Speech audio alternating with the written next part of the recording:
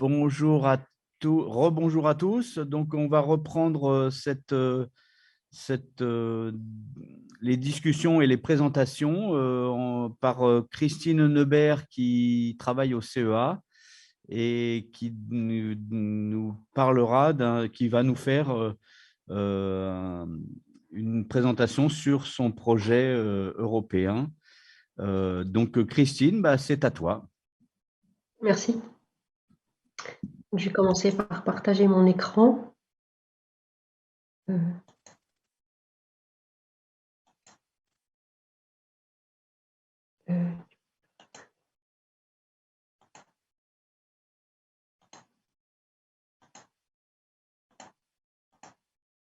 Alors, je pense que là, vous devez voir l'écran. Voilà. So, good morning to everybody. I will present you a project named HistoTrust that is funded both by the NanoElec Institute, that is a research technological institute, and the project Insect, that is a European project.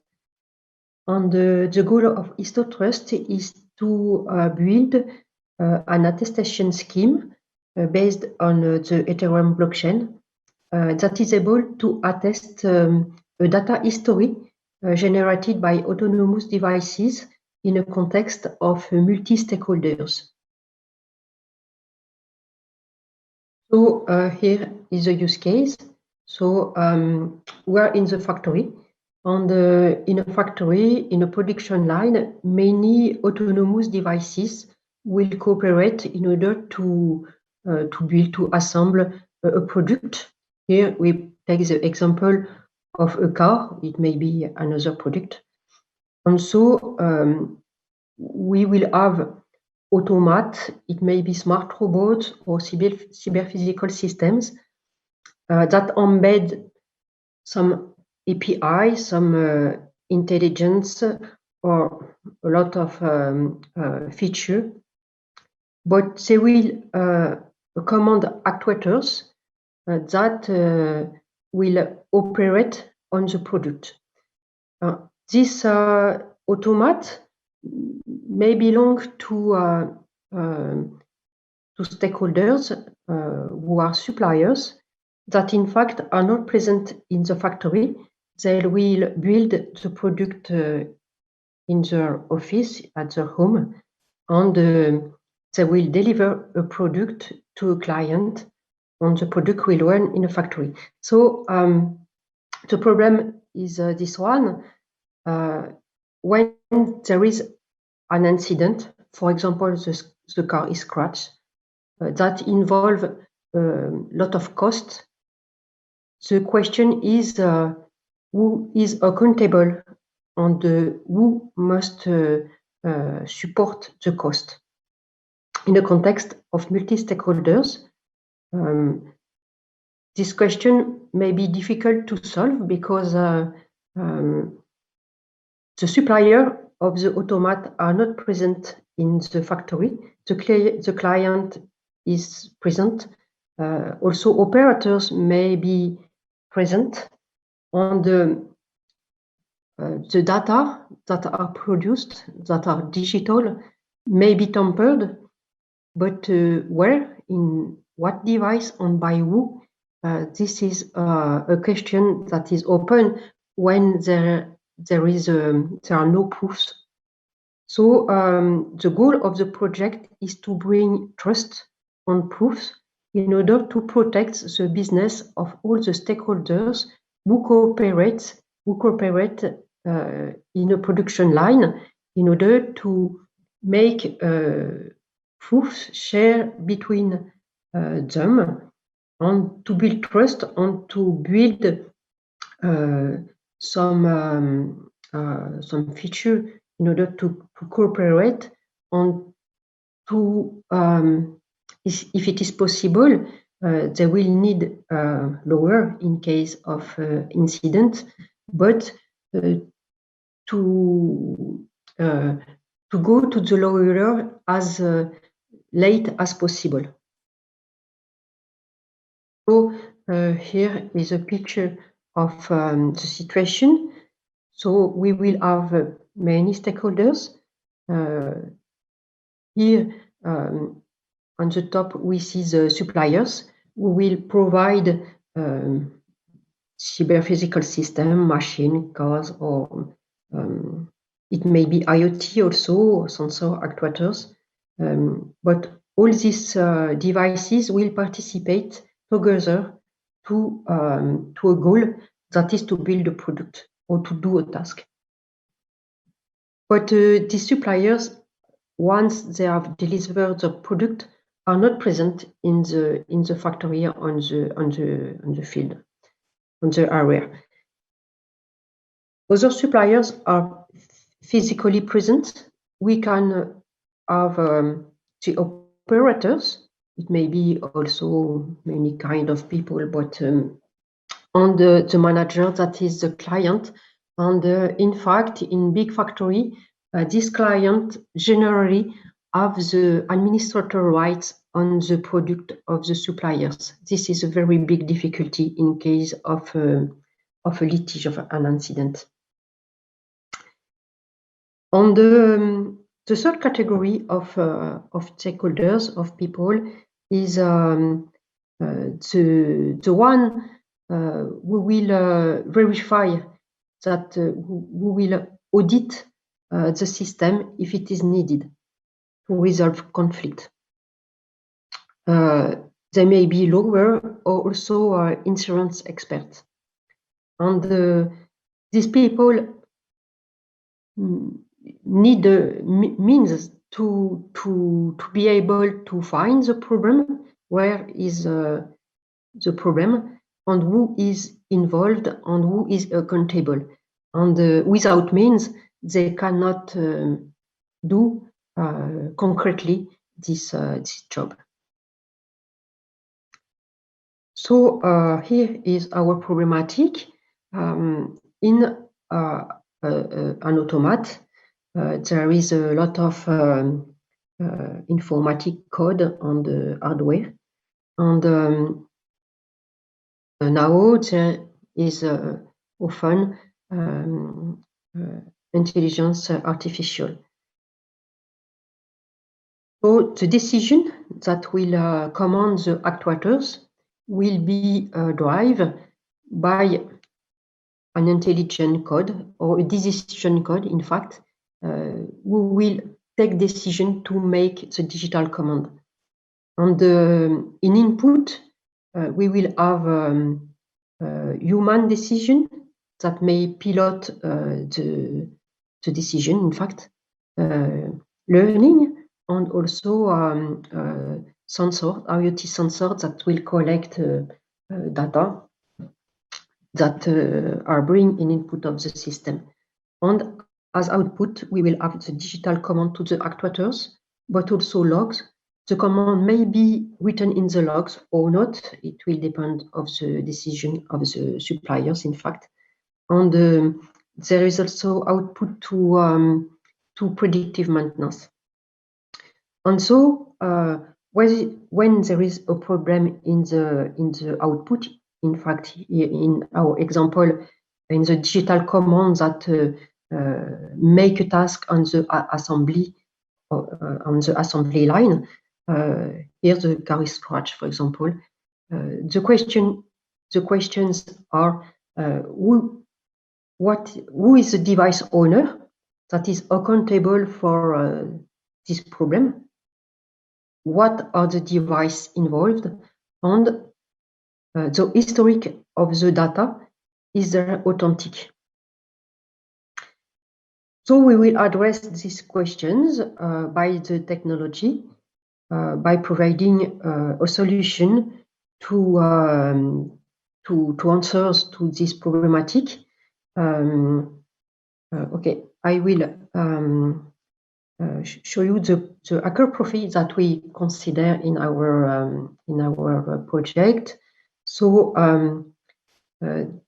there are 4 profiles considered. The first one is an operator that make a mistake and so he would like to mask his fault, and he will cut the power in order to hope that the fresh data that are just produced remain in the RAM, in the non-permanent memory, and so maybe it will be lost, and it will be okay for him.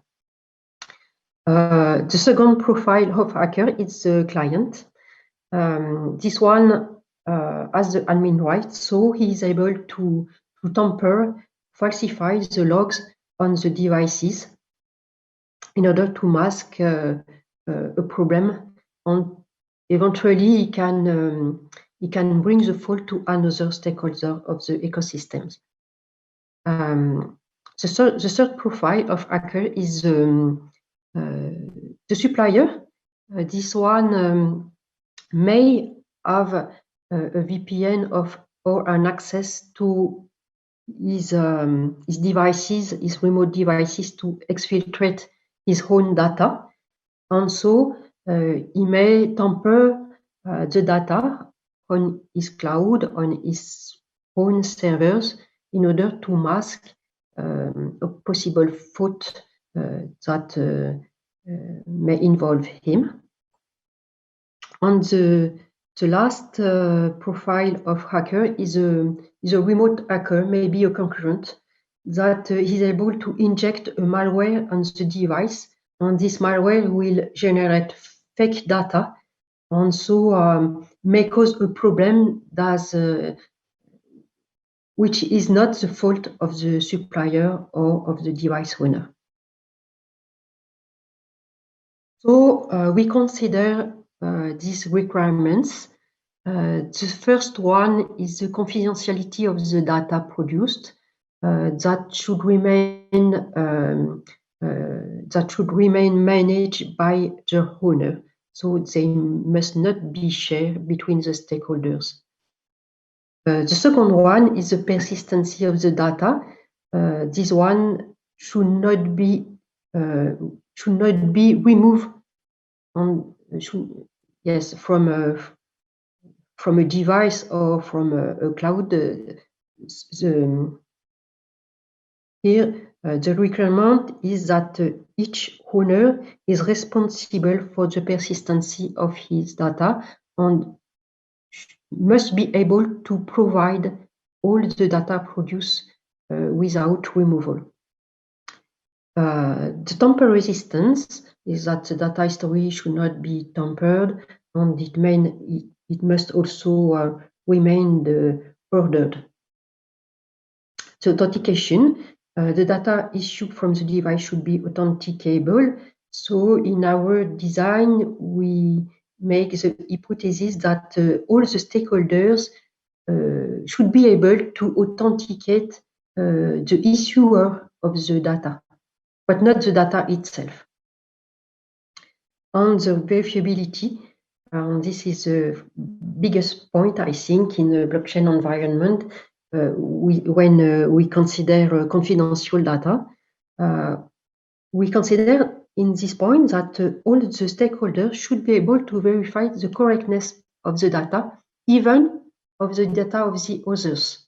That is a very strong requirement, and we will see how we can go ahead to fulfill this requirement.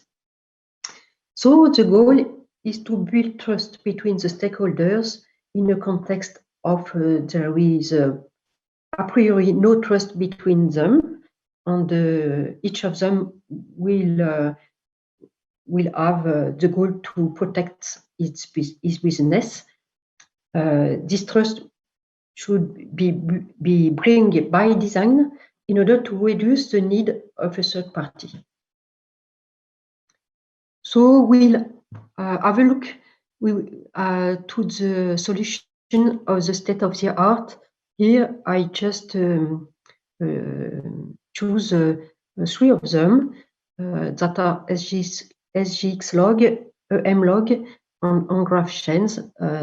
They are different, but both of these three solutions have been experimented, and so there is a feedback on the proof of concept. The SGX lot on EMLog are using a centralized architecture with a client server topology, and the data are ciphered and are stored remotely on the remote server. So they use an enclave, so a secure, trusted execution environment and the secure memory to store the data in the remote device. But we in our scheme we exclude the manner, the way to store data remotely, because we don't want that the data are shared between the stakeholders, even ciphered, and even in a protected memory. We think that the data should remain the property and the accountability and the responsibility of the owner. And the third solution of the literature on GraphChain is using an hyperfabric blockchain, and the solution consists in recording cipher data in the blockchain that is permissioned, of course, but on shared between validator nodes. We think that this solution do not fulfill our requirements, because from my point of view, it's not a good solution to store data on the chain, even permission, and even ciphered, because the ciphering algorithm, as AES, for example, is robust now, but it may be cracked later, and so all the data will be disclosed. And with a quantum computer, we can think that some ciphering algorithm may be cracked, maybe hacked. So it's not a good solution, whatever the use case, to store data, even ciphered in a blockchain. Another reason is the key management, because when we cipher data, we will use a symmetric key to realize the ciphering, but this key is odd. That means that we cannot use an ephemeral key, because the cipher data are recorded forever in the blockchain.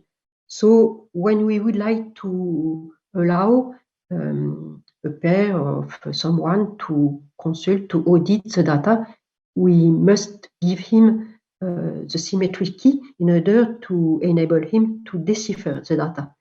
And once we have given the key, it is forever, in fact, because and it is the same for all the people that we will allow to make the audit.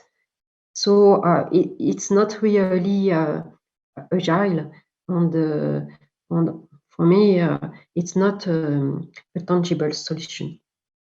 So in our scheme, we have considered that the data remain on the device of the owner, that are responsible to manage and to protect the data, and we will share only cryptographic attestations that are proofs on the data of each stakeholders. And by sharing the proofs, we will give trust to the other that we are involved at a given moment to do a task on the assembly line, but the other don't know what and why has been done. So we come back to our smart robot. So we will build on the device cryptographic attestations in order to make transparency on the activity on the production line. So the data are produced locally and remain private, the ownership of the stakeholders, and they may be written in logs or on a data history. And we build the transactions that are sent to an Ethereum blockchain. And on this transaction, we include the attestation on the data in order to make cryptographic proofs that are visible by everyone. So we have prototyped this solution on IoT devices. In fact, we are using a ST32 MP1 system on module provided by ST Microelectronics that embed a trusted execution environment, trust zone, with an architect asset as even that has a particularity to provide two execution zone. On the right in blue, that is the normal world that has no security, in fact. On the left in green, it is a secure world with a trusted execution environment. And we embed on this secure world an OptiOS in order to be able to perform confidential tasks, confidential algorithm in that microcontroller. And we use also a TPM. On the screen, you can see a picture of the daughter board that we are using. That is a board from ST Microelectronics too, with a ST33, that is ST Safe TPM from ST. And we are able to access and to control the TPM from the trust zone in order to have access to secret or to response to a challenge, and to process the response in a confidential environment before giving information only public to the normal world. So this is our IoT 2 prototype. And so we built a topology where we are working with a 4-board in a decentralized scheme, in a decentralized network. And so we have 4, in fact, device-centric IoT board that produce data. They emulate, in fact, a smart robot or the heart of a smart robot. And they produce data at their own rate, and they keep the raw data locally, and they send cryptographic attestation of the data produced to a distributed Ethereum ledger. And we make the choice to provide all stakeholders of the ecosystem with one and only one validator node. So the goal is to make, if it's possible, fairness between the ecosystem. Each stakeholder have access to the ledger and is equitable for the validation. And so in the ledgers, they can see the data history, not the data history, but the attestation history of the data. And everybody has the same information and the same access to this history. Here is a picture of the content of the ledger. So we can see that the attestation contains only cryptographic elements. In the picture that is on the back, we can see that the attestation is ordered.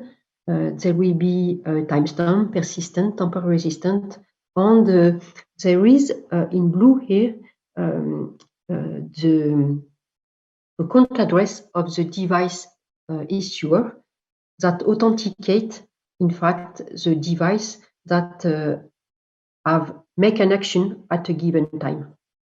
And in the picture in the front, you see also the TX data that hold the cryptographic proof that attest the data that remain stored by the owner.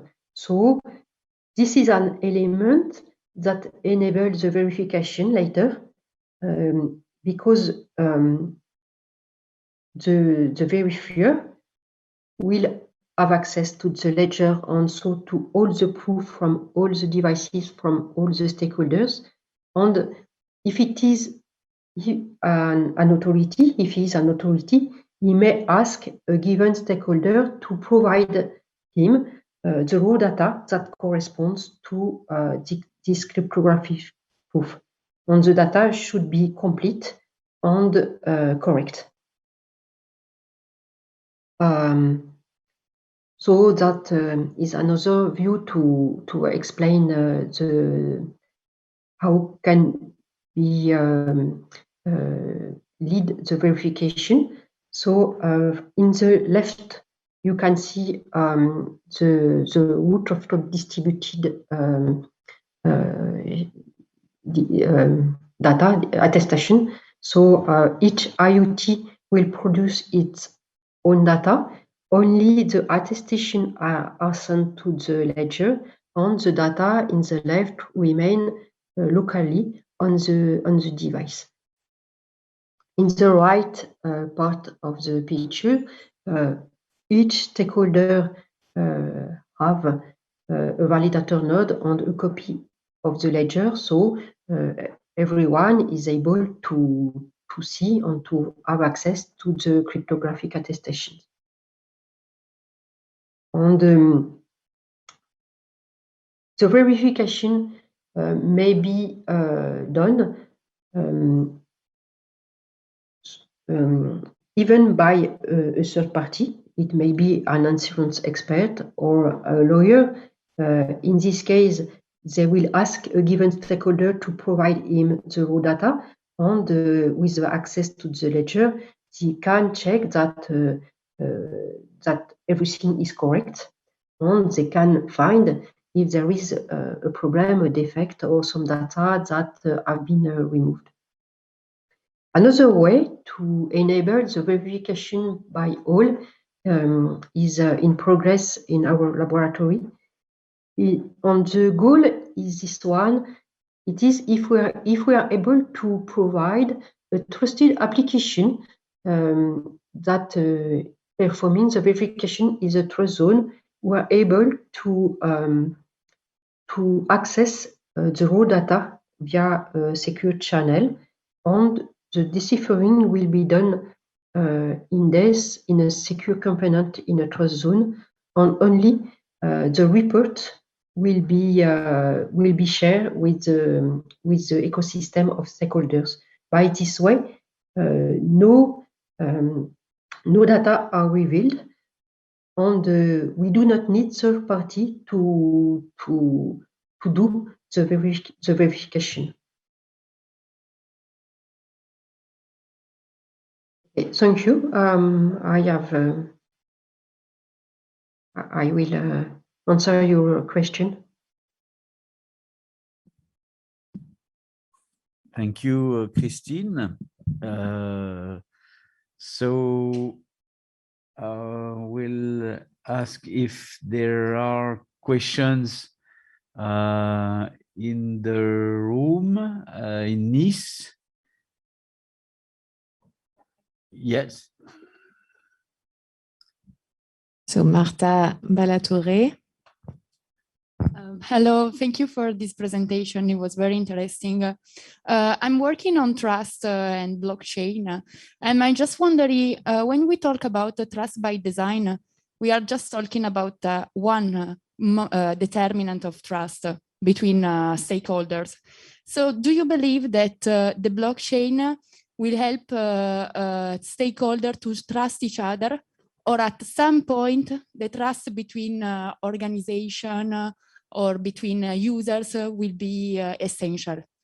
For example, when you enter a blockchain, for example, everyone will enter in this blockchain, or just people that are trusted by the others nodes of the blockchain? In our scheme, it is not permissionless. So to have a validator node, a stakeholder should be enrolled on the ecosystem of stakeholders involved in the use case. In fact, so I don't know if a stakeholder in this context will trust another, but the goal is to provide by the technology a solution, a scheme that enable to make trust collectively and to ensure the governance together. So I think that it is more that each one is able to protect more its business in such an environment, in such an ecosystem, and so to provide proof to protect himself and to protect its business when faced to a lawyer, for example. So I'm not sure that he will have more trust for the other, but the trust is shared thanks to a given scheme, thanks to the technology. Yeah, I understand. So, for example, in the ecosystem with the blockchain, we can think that some guy that we don't know enter in the ecosystem like a new player, ecosystem player, and he can access to the blockchain without trust issue between counterparties. Because I was like thinking about the supply chain, and they are just the providers or the suppliers that are entering the blockchain, so they know each other.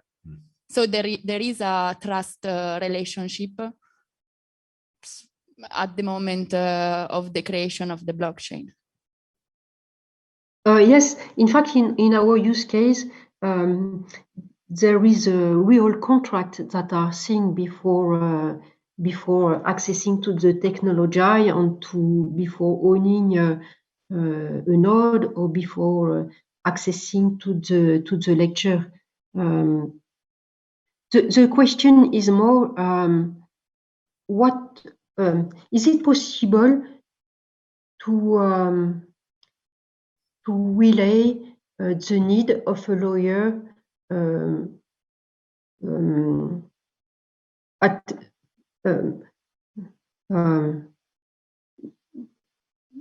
later? Is it possible when there is an incident to have a tool in order to resolve conflict by our own, or to avoid conflict because there are proofs, and to avoid to go to the lawyer, because it is very costly for all the stakeholders to have a lawyer. So if they are able to provide proofs and to make a consensus between them in order to work together, it's better, and it is it will decrease the cost, in fact. Okay, thank you so much. I hope to talk about it in another occasion because it's very interesting. Thank you. Thank you. Have you got another question? Yes. Luc Geritz. Hello. I have a question about more on the technical side on the IoT. What is exactly on the IoT? I didn't catch the for example the OS, or what kind of application is running on the IoT. How is it sending? How is it connected? Is it using Wi-Fi or network, or what kind of application is on the IoT actually? That's my question actually. That's it. Okay. Yeah. So for the connection on the network, we are using a socket. Okay. And in fact, everything is embedded on the IoT. By everything, I mean that we have an industrial application that produce data. It may be an artificial intelligence or even industrial data that command actuators, in fact. And this application so produce data locally. These data are stored in a protected memory. And we have another application that takes this data in real time and build attestation, so cryptographic proofs on this data. So these cryptographic proofs are built in the trust zone, thanks to private key and secret access in the TPM. And so we switch off context to once the transaction built, in order to send the transaction to the blockchain. So we have also embedded on the board, so in the normal world, in fact, the connections to the Ethereum blockchain. So we have embedded a very small library API that is able to make the translation of the transaction technical language in the JSON Ethereum API, in order to send the transaction that is already comprehensible, understandable by Ethereum. So we do not need intermediate devices such as Edge or something like that devices. Okay. Okay. So if I understand correctly, you have probably some application, some client application of Ethereum running in parallel of the data that is being generated by some other application. So you have two. Yes, they are working concurrently on the board. Yes. Okay. Okay. And is it like in C++, the client, or what kind of language is used to deploy the client, the Ethereum client? Everything is programmed in C language. C language. Okay. Okay. Even in Trust Zone, we are using C language. Okay. We have embedded on Zone embed TLS library, only the features that we need, and also a part of the TPM stack that is very, very big and complex. In fact, we just embed the part of the stack that the command to the TPM that we need in the Trust Zone. Okay, interesting. Is it open source, or is it a closed project? This project is not open source. Okay, okay. Thank you. Thank you. That was my question. Thank you. We will ask for everybody if there are questions. Il n'y en a pas. No. Okay. I have a question for you, Christine. You said that you were using only consortium blockchains,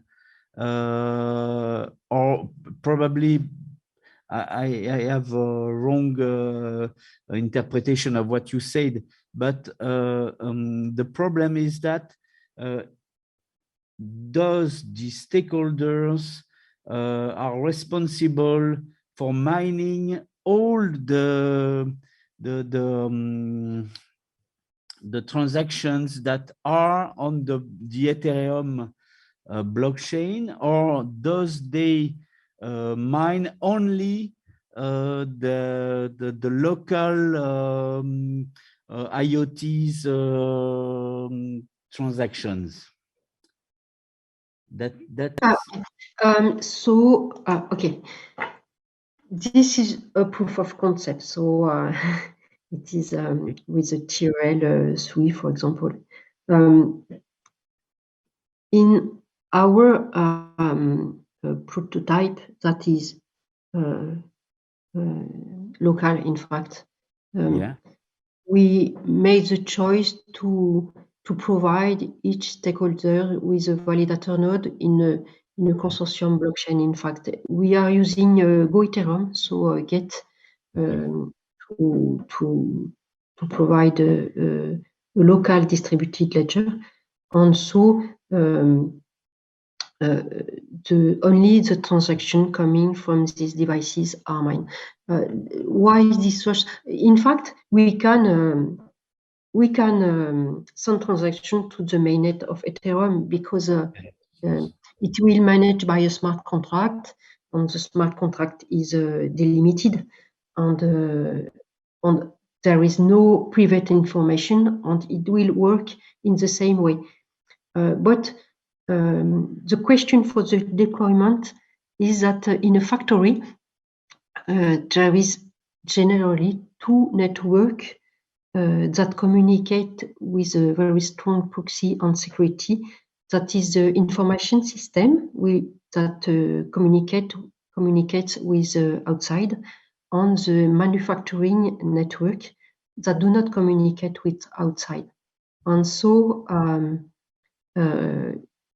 in the manufacturing network, it's difficult to have access to a permissionless blockchain like Ethereum.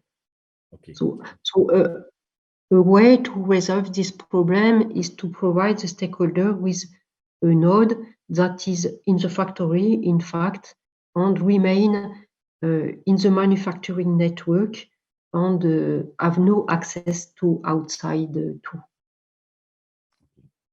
It is just a problematic of the manufacturing domain, in fact. Yeah. Okay. Okay. Thank you. Okay. Okay. There is no more questions, so I don't know what we do now. Probably we will close this morning session and restart at 2 o'clock. Yes, so this afternoon we'll have presentations of PhD students and postdocs who are going to present in different disciplines. We'll have sociology, economics and management, law, computer science, electronics. So it will be a very nice range of topics. And the idea is to have short presentations to enhance the dialogue between the disciplines. Yeah. And well, we hope it's going to be interesting. So we'll have a lunch break and we'll meet again at 2 p.m. I'm just looking at Julien if he wants to add something on the program or... Thank you for all speakers for the quality of the conference, academic conference. Thank you. Thank you very much. We hope that you, Christine, will be there this afternoon, because we will try to have a presentation. We will have a presentation of some of my PhDs that are okay. Yeah, I hope that you will be there also this afternoon. Yes, I will be there this afternoon. There is just maybe 20 minutes that I will make a break, but I will be there from 2 p.m. to 6. Okay. Thank you very much. So perfect. Thank you so much, and see you at 2 p.m. In this room and online for those who are not here. Thank you. Thank you very much, Christine. Bye.